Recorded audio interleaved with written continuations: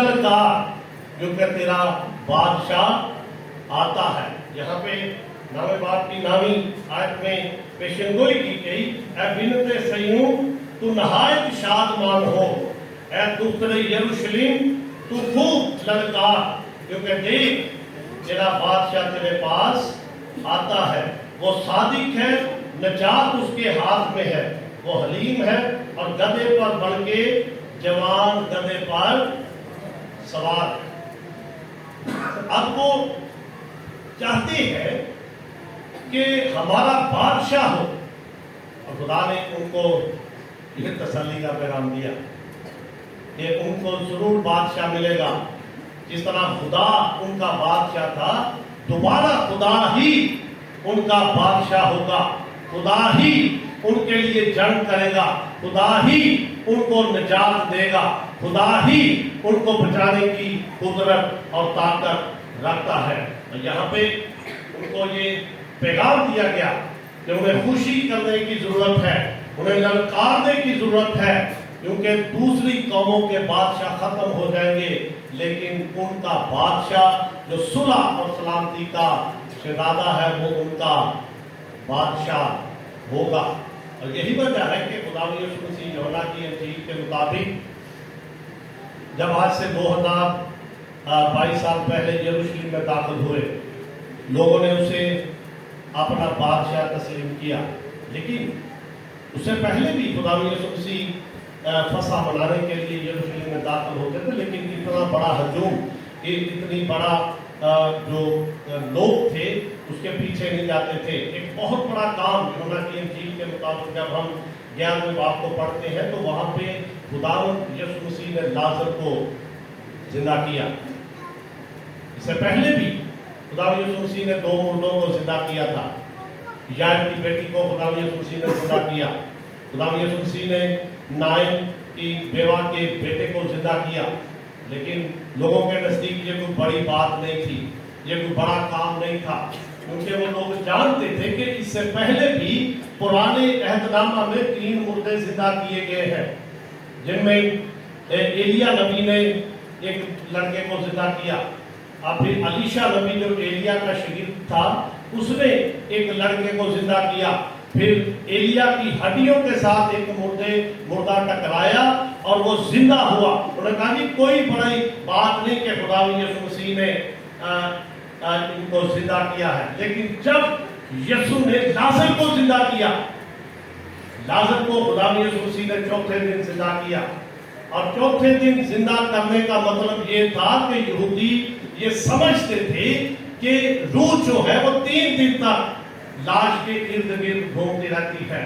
لیکن خداوند یسوع مسیح نے اپنی قدرت کو ظاہر کیا جب اس نے لازر کو چوتھے دن زندہ کیا، تو پورے علاقے کے اندر، ارد گرد کے علاقوں کے اندر خداوند یسوع مسیح کی شہرت پھیل گئی کہ یہ کون ہے جس نے چوتھے دن مردے کو زندہ کیا، اور بہت بڑا ہجوم، بہت بڑے لوگ اس کے پیچھے ہو لیے، اور وہ رومی حکومت سے تنگ تھے، ٹیکس بڑے زیادہ ہو چکے تھے، مہنگائی زوروں پر آ چکی تھی، جس طرح آج کے موجودہ دور کے اندر لوگ بڑے تنگ تھے کہ عمران خان کی حکومت آ گئی اور اس میں مہنگائی زوروں پر آ گئی، جس میں اپوزیشن نے عدم اعتماد کر کے اس کو حکومت سے الگ کر دیا۔ اب لوگ چاہتے تھے کہ وہ رومیوں کی حکومت سے نجات حاصل کرنا چاہتے تھے۔ انہوں نے کہا کہ یہ وہ شخص ہے، یہ وہ بادشاہ ہے جو رومیوں سے ہمیں نجات دے گا، کیونکہ بڑے معجزے خدا یسوع مسیح نے کیے تھے، اور وہ جانتے تھے کہ یہ معجزہ کر کے اس حکومت کو ختم کر جائے گا۔ اور اب دیکھیں کہ خدا یسوع مسیح کو وہ بادشاہ تسلیم کرتے ہیں۔ خدا یسوع مسیح دنیا کا بادشاہ ہونے کے لیے اس دنیا کے اندر آیا۔ متی کی انجیل کے 4 باب کو جب ہم پڑھتے ہیں، وہاں پہ لکھا ہے کہ پھر روح یسوع کو جنگل میں لے گیا تاکہ ابلیس سے آزمایا جائے۔ 40 دن اور 40 رات فاقہ کر کے آخر کو اسے بھوک لگی، आजमाने वाले ने पास आकर उससे कहा 3 आजमाइशें की गई, और पिछले दिनों में मैंने इन तीनों आजमाइशों के बारे में बड़ी डिटेल के साथ खुदा के जिंदा मुकद्दस पाक कलाम में से बयान किया। तीसरी आजमाइश जो इब्लीस ने खुदा यीशु मसीह की, उसने दुनिया की सारी शान और शौकत, सारी सल्तनतें खुदा यीशु मसीह को दिखाई, और उसने उसे कहा कि तू दुनिया का बादशाह होने के लिए आया है, तू सल्तनत कायम करने के लिए आया है। मैं तुझे सल्तनतें दे देता हूं, मैं तुझे दुनिया की शान और शौकत दे देता हूं, लेकिन तू मुझे सिजदा कर और मैं ये सब तुझे दे दूंगा। अब यीशु ने शैतान से कहा दफा हो जा। खुदा कलाम में ये लिखा है कि खुदावन अपने खुदा को सिजदा कर। और अब खुदावन यीशु मसीह जो दुनिया का बादशाह, जिसके बारे में खुदा के जिंदा मुकद्दस पाक कलाम में बयान किया गया लूका की इंजील में, नासरत के शहर में एक कवारी के पास फरिश्ता भेजा गया और उसने जाकर कहा सलाम है मरियम, तुझ पे फजल हुआ। कहती है कैसा सलाम है, मैं मर्द को नहीं जानती, ये कैसे होगा जब तू हामला होगी रूह कुद्दस की कुदरत से, और तू बेटा जनेगी और उसका नाम यीशु रखेंगे, और खुदा उसके बाद दाऊद का तख्त उसे देगा और उसकी सल्तनत की आखिर ना होगी। और आमतौर पर लोग इस लफ्ज, ये जो लफ्ज है आखिर, आखिर पढ़ते हैं। आखिर का तो हो सकता है यहां से शुरू करके वहां तक ये आखिर होगी, लेकिन आखिर के बारे में उसकी सल्तनत की आखिर ना होगी। और खुदा यीशु मसीह जब यरूशलेम में दाखिल होने के लिए आए, धूम मच गई और हर तरफ से लोग उसको देखने के लिए आए कि ये शख्स हमें रोमी हुकूमत से निजात देगा। अब खुदा यीशु मसीह जब यरूशलेम में दाखिल हुए, 3 काम यीशु के साथ किए गए। पहले नंबर पर उसके रास्ते में कपड़े दिखाए। जब किसी को बादशाह तस्लीम किया जाता था तो उसके रास्ते में कपड़े बिछाए जाते। पुराने अहदनामा में बनी इस्राइल का बादशाह हो गुजरा है जिसका नाम याहू बादशाह था। अलीशा नबी को खुदा ने कहा कि जा याहू को जाके मसा कर। उसने तेल की कुप्पी ली और याहू बादशाह को जाके मसा किया, और जैसे ही उसको मसा किया गया बनी इस्राइल का बादशाह होने के लिए, तो लोगों ने नारे लगाए, लोगों ने अपने कपड़े उसके रास्ते में बिछाए, और कपड़े बिछाना इस बात की अलामत थी कि ये हमारा बादशाह है। और खुदा यीशु मसीह जब यरूशलेम में दाखिल हुए, लोगों ने कपड़े उसके रास्ते में बिछाए।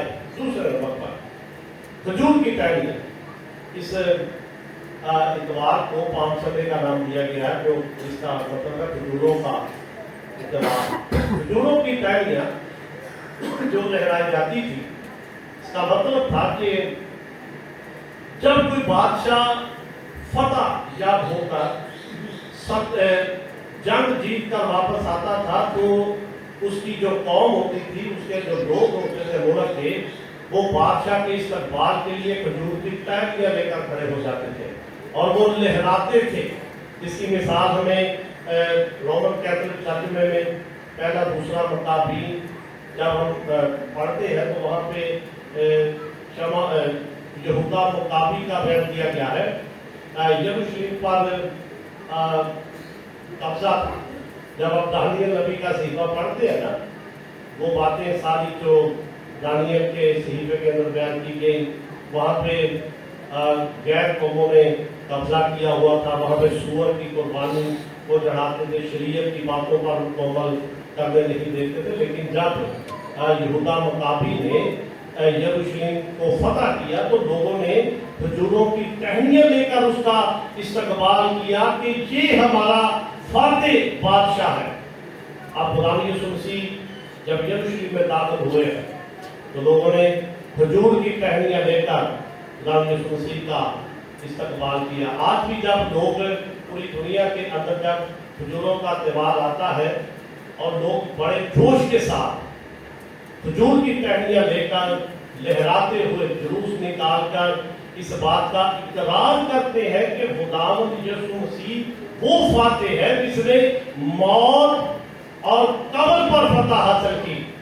لیکن بڑے افسوس کے ساتھ ہماری یہ جو کلیسیا ہے، یہ قدیم کلیسیا ہے، یہ کوئی نئی کلیسیا نہیں۔ لوگ گھروں میں بیٹھے رہتے ہیں، کہتے ہیں جی کب جلوس لے کر آئیں گے تب ہم خدا کے گھر میں جائیں گے، اور بڑے تھوڑے لوگ جلوس میں شریک ہوتے ہیں۔ جس طرح جہاں پر ابھی اتنے لوگ بیٹھے ہیں اور کچھ لوگ چرچ میں آ جاتے ہیں، جلوس میں جاتے نہیں ہیں، اور یہ کوئی معمولی بات نہیں ہے کہ آپ ایسے بزرگوں نے یہ جلوس نہیں رکھا جس میں بزرگوں کی ٹہنیاں لہرائی جاتی ہے، اقرار کیا جاتا ہے کہ خدا یسوع مسیح فاتح بادشاہ ہے، اور لوگ کہتے ہیں چلو یہاں کی جلوس نہ جائیں، اور یہ بڑی بری بات ہے، اور یہ خدا کی نظر میں بھی درست نہیں ہے کہ جب آپ جلوس کے ساتھ شریک نہیں ہوتے۔ یہ قدیم کلیسیا، اور آپ دیکھیں کہ یہ وہ کلیسیا ہے جس میں جاوید صاحب کویت کے انچارج ہوتے تھے، بڑے وقت کے ساتھ وہ آ کر ہارمونیم کو تیار کرتے تھے، کپڑا باندھتے تھے، اور اس کے ساتھ پھر سرفراز چچا پالو جو گردے بھی نہ ہوتے، وہ بھی آ کر ڈھولک کو سیٹ کرتے تھے رات کو ہی، یہ سارا کہ صبح جلوس نکالنا ہے۔ لیکن آج ہمارے نوجوانوں کے اندر، ہمارے اندر وہ جوش ختم ہو چکا ہے۔ نشے کے لیے ہم بڑے درپا ہیں، شرارتوں کے لیے ہم بڑے درپا ہیں، لیکن جب خدا کے گھر کی بات آتی ہے، خدا کے کاموں کی، سب شرم ہو، سب شرم ہو۔ خدا یسوع مسیح نے کہا اگر تم آدمیوں کے سامنے میرا انکار کرو گے تو میں باپ کے سامنے تمہارا انکار کروں گا۔ اوپر سارے نوجوان بیٹھے ہیں، میری منت ہے آپ سے کہ مہربانی کر کے چرچ کے کاموں میں حصہ لیں، چرچ کے کاموں میں آئے۔ یہ چرچ آپ کا ہے، آپ نے آنے والی نسل کو تیار کرنا ہے، اور مجھے تو نظر آتا ہے کہ ہماری جو آنے والی نسل ہوگی ان کو زبور نہیں آئیں گے۔ ہمارے جو بزرگ تھے جہاں پہ جو کویت بیٹھتی تھی وہ زبور گاتے تھے، اور زبور ہمارے خون کے اندر رچا ہوا ہے۔ اگر کوئی غلط طرز گائے تو فوراً ہمیں کلک ہم کرتے ہیں کہ یہ غلط گا رہا ہے، لیکن نئی نسل کو ہم کیا دے رہے ہیں؟ نئی نسل کے ساتھ ہم برا کر رہے ہیں۔ ہمارا فرض ہے آنے والی پشت نو 10 سردوئے ہار، ہماری ڈیوٹی ہے، ہماری ذمہ داری ہے کہ ہم زبور گائیں اور نسل سنے، بچے ہمارے سنے، ان کے اندر یہ شوق پیدا ہو۔ لیکن ہمارے اندر کوئی شوق نہیں ہے، سبتی لوگ ہیں ہم کہ ہم نے بس یہی کام کر رہے ہیں، اور بھی بڑے کام ہیں جو ہمیں کرنے کی ضرورت ہے۔ تو مہربانی کر کے چرچ کی طرف توجہ دیں، چرچ کی طرف آئیں، باہر جا کر گاؤں کے لوگوں کو دیکھیں کس قدر چرچ کی تیاری کرتے ہیں وہ لوگ، ڈیکوریٹ کرتے ہیں نوجوان، لیکن آپ دیکھیں ہمارے چرچ میں کچھ بھی نہیں ہے، بس جی ٹھیک ہے جی دعا کرنی ہے۔ یہ آپ نے کام کرنا ہے، کسی کو شوق نہیں ہے۔ اور خداوند یسوع مسیح کے لیے انہوں نے ٹہنیاں لہرائی، انہوں نے تسلیم کیا کہ یہ ہمارا فاتح بادشاہ ہے اور یہ ہمیں نجات دے گا۔ آپ کو تو اس نے نجات دے دی ہے، آپ کے لیے تو اس نے موت کو شکست دے دی ہے۔ ایسے نہیں پوری دنیا کے اندر پام سنڈے منایا جاتا، ہیپی پام سنڈے، ابھی چرچ ختم ہوگا تو سارے لوگ ایک دوسرے کو کہیں گے، لیکن ہمیں عمل کرنے کی بھی ضرورت ہے کہ سارے لوگ جلوس میں شریک ہوں، سارے لوگ اس میں شامل ہوں۔ اور میں امید کروں گا کہ جو سن لائف سروس ہوگی اس میں تقریباً سارے لوگ اس جلوس میں شریک ہوں گے۔ اور تیسرے نمبر پر گدھے کے بارے میں بیان کیا گیا کہ گدھے کی سواری جو تھی، ہمارے ملک کے اندر گدھا بڑا حقیر جانور ہے، ہمارے سامنے اس کی کوئی قدر و قیمت نہیں ہے، بڑا حقیر سا وہ جانور ہے۔ لیکن ملک فلسطین کے اندر شہزادے جو تھے وہ گدھے پر سواری کرتے تھے، جس کی مثال ہمیں قضات کی کتاب کے اندر ملتی ہے، اور خدا کا کلام بیان کرتا ہے کہ یہ صلح اور سلامتی کی علامت تھی۔ اور یہاں پر جب زکریا نبی نے پیشن گوئی کی تو اس نے کہا کہ وہ حلیم ہے اور گدھے پر سوار ہے، بلکہ جوان گدھے پر سوال ہے۔ اور آگے جا کر چاروں اناجیل کے اندر اس کے بارے میں بیان کیا گیا دادو کے بچے پر۔ دادو کا بچہ ایک ایسا جانور ہوتا ہے جس پر کسی نے سواری نہ کی ہو اور پہلی مرتبہ وہ اس قابل ہو کے اس پہ سواری کی جائے۔ اور خدا یسوع مسیح پہلے وہ بادشاہ تھا جو اس گدھے پر دادو کے بچے پر سوار ہوا۔ اور یہاں پہ بیان کیا گیا اور میں افرائیم سے رتھ اور یروشلم سے گھوڑے کاٹ ڈالوں گا۔ اور جب بادشاہ کے لیے ضروری ہوتا تھا کہ جنگ کرتا تھا، گھوڑے پر بیٹھ کر جنگ کی جاتی تھی، لیکن خدا کا کلام زکریا کی معرفت یہ بیان کرتا ہے کہ وہ یروشلم سے گھوڑے کاٹ ڈالوں گا اور جنگلی کمان توڑ ڈالے گی، اور وہ قوموں کو صلح کا مژدہ دے گا۔ صلح سلامتی کا شہزادہ، بڑا جوش، بڑا جذبہ تھا اس کے اندر کہ وہ خدا یسوع مسیح کو اپنا بادشاہ مان رہے ہیں۔ لیکن یہ بادشاہ بالکل ان کے الٹ نکلا، یہ سارے لوگ اس کے خلاف ہو گئے۔ پہلی ٹکر جو خدا یسوع مسیح نے لی وہ تاجروں کے ساتھ، دولت مندوں کے ساتھ۔ ہیکل کے اندر جا کر سارے اس نے جو تھے کاروبار کرنے والے ان کے تختے ٹوٹ کر دیے، تو وہ اس کے خلاف ہو گئے۔ اور یہی وجہ ہے کہ عید فصح کے دن جب آخری فصح منائی گئی اسے گرفتار کیا گیا، اور وہی جو اسے کہتا تھا یہ ہمارا بادشاہ ہے، اوشنا، جس کا مطلب ہے ہمیں نجات دے، رومی حکومت سے ہمیں بچا۔ اب وہ رومی حکومت کو کہتے ہیں اسے مسلوب کا۔ اور خدا یسوع مسیح ان سب کے لیے قربان ہے۔ یہاں سے ہی پاک سنڈے سے ہی اس کے دکھوں کا آغاز ہو جاتا ہے۔ جب ہم اگلے ہفتے میں قدم رکھنے والے تو میں آپ سے درخواست کرتا ہوں کہ صبح کے وقت جب چرچ ہوتا ہے اس میں مہربانی کر کے سارا سال سوتے ہیں، کیونکہ یہ جو سلسلہ میں نے شروع کیا ہوا اس کا آگے چل کر سوموار، منگل، بدھ، جمعرات یہ سارا تسلسل چلنا ہے عید فصح کا، کہ کیا کیا خدا یسوع مسیح نے کیا ہمارے لیے، ہماری نجات کے لیے، ہمیں بچانے کے لیے، ہمیں رہائی دینے کے لیے۔ اور پاک سنڈے کے دن سے ہی یہ کام خدا یسوع مسیح نے شروع کر دیا۔